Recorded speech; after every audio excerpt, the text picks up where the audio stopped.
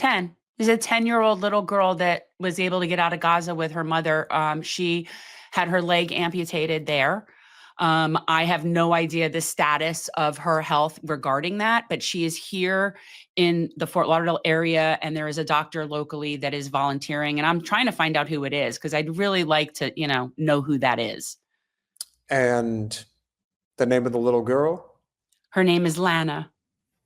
Her name is Lana. بنلاقي جديدة على الطريق تسأليش وين رايحين تسأليش وين رايحين لا شكلي شكل لندن ولا شكل باريس أحلى منهم إحنا أحلى منهم في كتير شو صعب إني آخد آخر نظرة متذكرة لون عيوننا قبل ما تمحيها الدمعة مش عارف كيف فاتونا هبوا من عيوننا اللمعة فتح عيونك عمري تأسف بلد مش نفسها.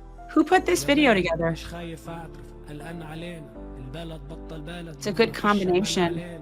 صعبان علي اتركها وانا غضبان عليها بالذنب عمري حزنان عليها وعليها اعطيني شوي هنحني وابوسها. The sweetest were the little kids. There were little kids that were coming up to her and giving her stuffed animals and stuff. It was so sweet. And one of the little kids, I could have sworn, gave her his stuffed animal, which yeah, that was like the cutest thing I ever saw. One more clip to play for you guys. Okay, I'm where that balloon is, the bluish rabbit holding the carrot. All I could get was an Easter balloon. I'm holding that.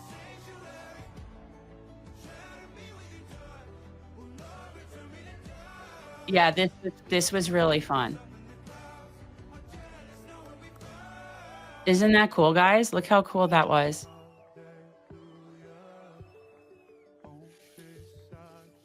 And like I told you guys earlier, Fort Lauderdale, apparently, according to a very good inside source, showed up bigger than Tampa and Orlando at recent similar events. I'm in that. I'm in that picture. Yeah, there's me in the back. A lot of these women are really little. I'm sorry. And I see the top of their head. So I'm usually in the back. But that was and this is one of the things I really do want to talk to Steve about, because this is a man who has sort of cracked a code in a way to find some silver lining and create something that is the only thing that I have felt good about in any of this. And it's bittersweet because, like I said before, I mean, there's a lot more people here now, but on the one hand, it was so cool to be there and feel that love, because she was like, even other people getting off the plane, you could tell, like, could feel like it was special. And so, like, that's really cool. But then I think, on the other hand, the fact that this organization exists represents that we have failed as a species.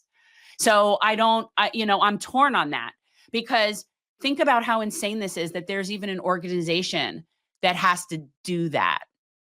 Like that's other than, like, yeah, for kids who are born with differences and stuff, like kids that are born with issues and stuff, I understand there's those organizations, but this is a failure. Am I wrong? As I said a little earlier, I believe that this in many ways represents what has happened to the Palestinian people. It will all be in vain if the state of Israel is not dismantled. That's the only way that their deaths have meaning.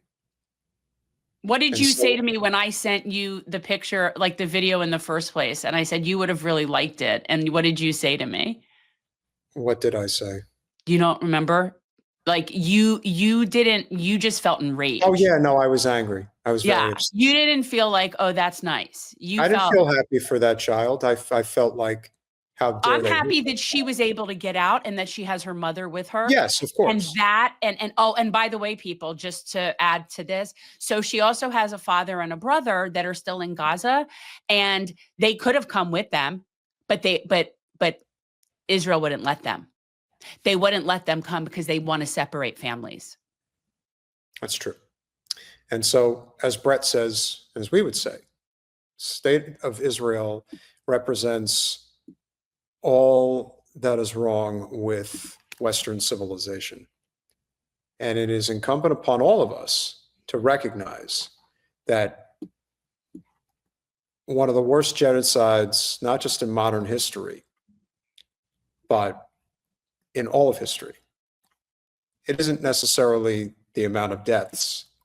There's certainly been plenty. It's the fact that it's being done in full view of the public eye. They are doing everything in their capacity to whitewash history in real time. The fact that they have been denigrated, the fact that the lies, the endless war lies, the defense of Israel lies, and most of it being wrapped in class warfare, which is essentially everything that we have to deal with. This cannot be left unpunished. Much as I still fight to get Wasserman Schultz out of Congress, it's because these people have sinned. And now you're sounding like a preacher, but it's like this idea of there has to be accountability before we can move on. It's a different type of sinning.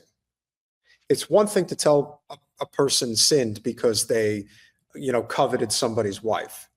No, I'm talking about sins against humanity.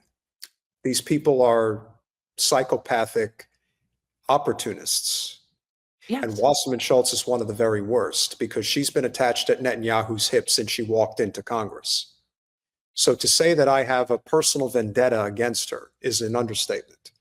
I can't focus on it now like I once did, but she has to face a reckoning one day, whether she's in office or not. Her reckoning will come. And the same will happen for Israel. This will never be forgiven, and nor will it ever be forgotten. And the only way that there is any reconciliation is the dismantlement of the Jewish state. That's the only way. We've passed the point of no return. Yeah. We were past the point of no return, as Jen said, by November 1st of 2023. Well, I mean, again, it's sort of, this is all facilitating what would have been inevitable, because you cannot exist by keeping indigenous people oppressed when their numbers are as great as yours. Like that, it doesn't work. It's a lifelong existence of standing on someone's neck, and that inevitably fails. It inevitably fails. It always does. Like it's, I feel like it's one of those things where, haven't you seen the movie? If you saw the movie, you would know that it's not going to end well for the oppressor. It just doesn't. Not this one. And This is especially with what they're trying to do in terms of picking a fight with Iran. I actually am somewhat interested to see what happens with them picking a fight with Iran. I would honestly, because I think that they know, the people in charge know that that's their own death sentence. That's them basically doing the nuclear option, because Israel will cease to exist if we do that to Iran. Well, this is why I've often said that Netanyahu is very much like Hitler in that regard, especially is sort of like a dying tornado. And if the walls close in on Netanyahu, he is going to need some type of a citizen's arrest. Some people around him are going to have to take him down, because if they don't, he's the type of person that I believe would drop a nuclear weapon. Like, I do believe he's capable of doing it. Yeah, no, he's insane. He's psychopathic. These people are not thinking like normal people. Well, think about it. Everything about him is fake. I mean, the guy he doesn't use his real name. He's from Philadelphia, Pennsylvania. He is not from Israel. None of them are. The entire group of them. It's a whole bunch of like old white Ashkenazi men. None of them are from there. They're not from there because it's not theirs. And they don't belong there. Yeah. And much like you can connect the dots in a very profound way regarding JFK's assassination and potentially RFK's assassination as well, there are way too many dots to be connected between Israel and 9/11. So to say that they've had a hand in a substantial amount of what it would be considered the downfall of the American empire, you could definitely lay at their feet. I'm sick of it, and I'm sick of the way that I feel. Yeah. And I'm going to reveal this to you guys right now. I'm going to reveal something to you, Jen. Well, actually, I think I mentioned it to you last night, but I'm going to mention it now. So in conclusion to the conversation this evening, as few of you have known, I was at a hotel conference in New Orleans. This is my first time in the city. I'm going to lead off my New Orleans story with a happy moment. So I went to a place called Grand Isle on Fulton Street, which is a few blocks away from Bourbon Street. And this restaurant had a dish called blackened cod with Creole cream, crawfish, and spinach. This is Are one you of the. really going to tell me your revelation has to do with this food?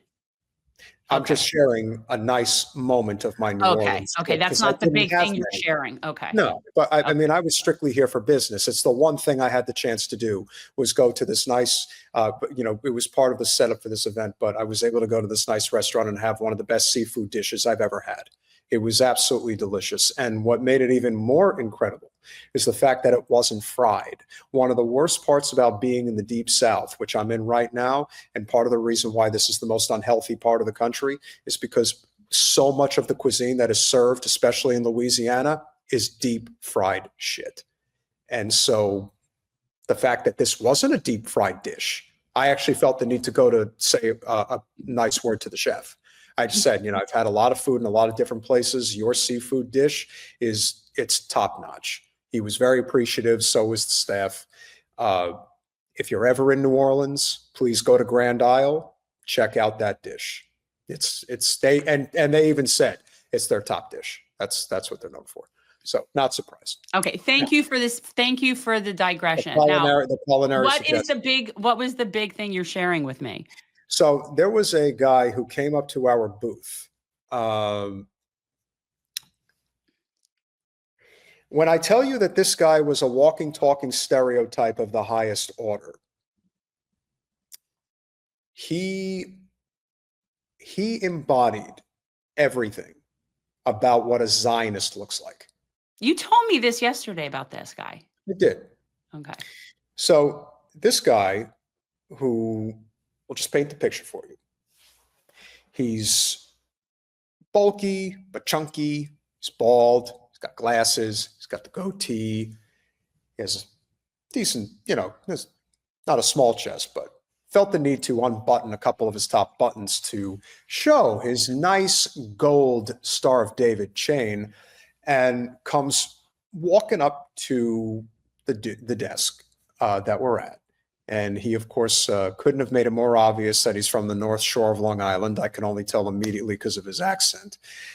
I'm not going to say his name because there's no point to that. But the picture I'm going to paint for you guys is this is the one person that came up over the course of the 3 days that I encountered all types of hotel investors, entrepreneurs, etc. This guy is a hotel financier.